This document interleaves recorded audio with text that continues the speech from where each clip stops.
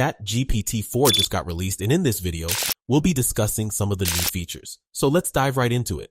Let's start off with one of ChatGPT-4's most remarkable new features: its capacity to comprehend images as input and reason with them in complex ways. This indicates that it can assess visual data and offer thoughts based on what it observes. For instance, it can identify various items and provide details about them. Another exciting new feature of GPT-4 is its ability to read, analyze, and generate up to 25,000 words of text. This makes it an ideal tool for writers and content creators. Additionally, it can write code in all major programming languages, making it an invaluable tool for developers and programmers. With GPT-4, you can generate high-quality text and code in seconds, saving you time and effort.